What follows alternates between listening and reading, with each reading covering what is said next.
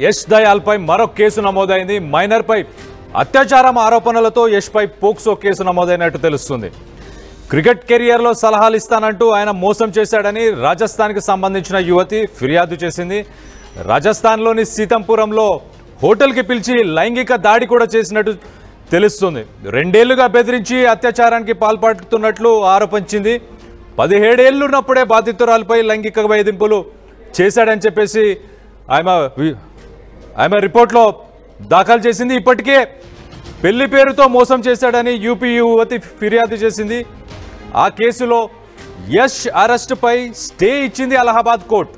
ఇప్పుడు మైనర్పై అత్యాచారం ఆరోపణలతో పోక్సో కేసు కూడా నమోదైంది. దీనిపై మరి పోలీసులు దర్యాప్తు చేసి ఆయనని అరెస్ట్ చేస్తారా ఏంటి అనేది కూడా మనం తెలుసుకునే ప్రయత్నం చేద్దాం. దీనికి సంబంధించి మరిన్ని వివరాలు మా ప్రతినిధి శిల్పతో మాట్లాడి తెలుసుకునే ప్రయత్నం చేద్దాం. శిల్ప, చెప్పండి, అసలు ఆల్రెడీ అలహాబాద్కి సంబంధించి ఒక కేసు అంటే యూపీలో కోర్టు అలహాబాద్ కోర్టు స్టే ఇచ్చింది. ఇప్పుడు పోక్సో కేసు నమోదైంది. అంటే ఈ 2 కేసులు కాకుండా ఇంకా ఏమైనా ఇన్వాల్వ్మెంట్ ఉందా వేరే కేసుల్లో కానీ వేరే ఎఫ్ఐఆర్స్లో కానీ? రైట్, ప్రస్తుతం ఆర్సీపీ బౌలర్ యష్ దయాల్ పైన మరో కేసు నమోదైంది.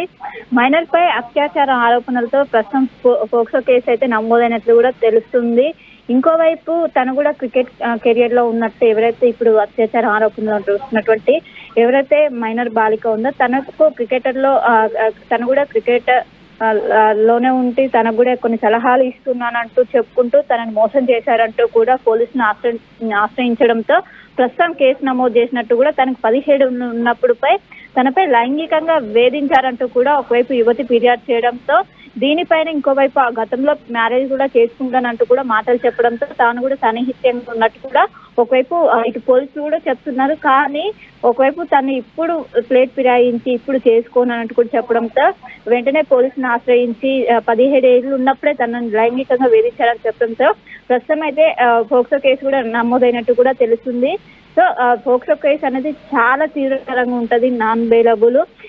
పోక్సో కేసు వల్ల చాలా జీవితానికి కూడా ఎండుపడుతుందని చెప్పుకోవచ్చు.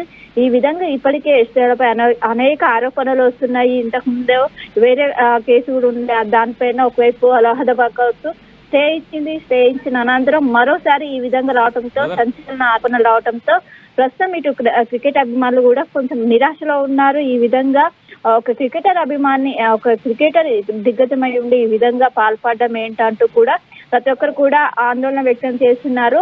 రాజస్థాన్ లోని సీతాపురం హోటల్ కి పిలిపించి తనపై లైంగికంగా దాడికి పాల్పడ్డారంటూ తను కొన్ని ఏవైతే ప్రూఫ్స్ ఉంటే అవి కూడా సబ్మిట్ చేశారు. సబ్మిట్ చేసిన అనంతరం పోలీసులు దీనిపైన వెరిఫై చేశారు. వెరిఫై చేసిన అనంతరం పోక్సో కేసు కింద ప్రస్తుతం అయితే కేసు నమోదు చేశారు. పోలీసులు ఏ క్షణమైనా తన దగ్గరికి వెళ్ళి నోటీసులు కూడా ఇచ్చే అవకాశం ఉన్నది.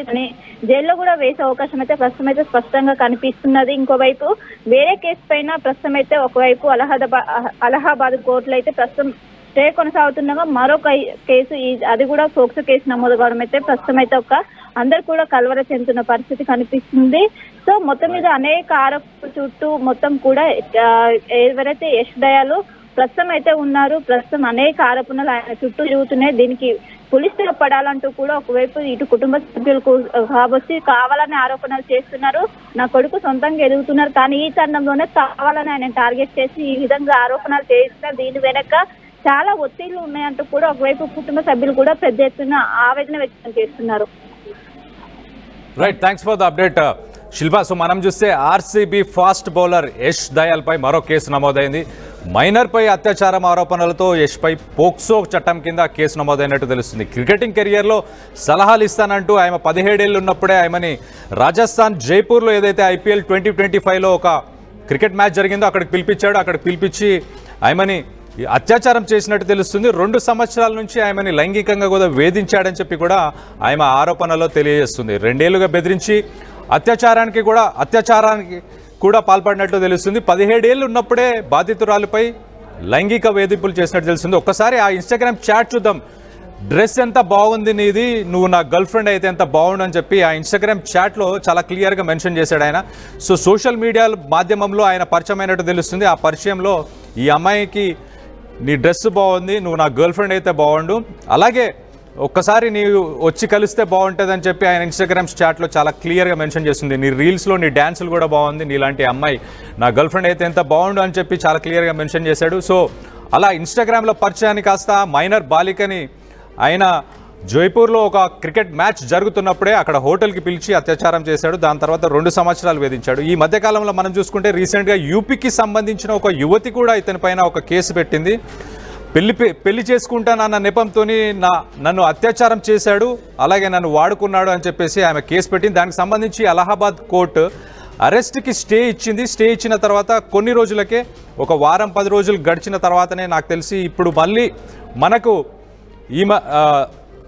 యష్ దయాల్పై మరొక కేసు నమోదైంది. పోక్సో చట్టం కింద నమోదైంది. ఇంకొక మహిళకు కూడా అన్యాయం చేసినట్టు తెలుస్తుంది. సో దీనికి సంబంధించి పోలీస్ విచారణ జరుగుతుంది. మరిన్ని డీటెయిల్స్ పోలీస్ విచారణ తర్వాత మనకు తెలిసే అవకాశం ఉంది. మీరేమనుకుంటున్నారు? క్రికెట్ బౌలర్స్ కావచ్చు, ఫిలిం స్టార్స్ కావచ్చు, ఇన్ఫ్లుయెన్సర్స్ కావచ్చు, ఇలా చాలామంది సోషల్ మీడియాలో కొత్తగా మైనర్ బాలికలే కావచ్చు, వీళ్ళందరితో పరిచయాన్ని పెంచుకున్న తర్వాత వాళ్ళని ఇలా అత్యాచారం చేయడం కానీ, లైంగికంగా వాడుకోవడం కానీ ఇలాంటివి జరుగుతున్నాయి. దీని మీద ఎలాంటి చర్యలు తీసుకుంటే బాగుంటుంది అనేది కూడా మీరు ఒకసారి కామెంట్ రూపంలో తెలియపరచండి.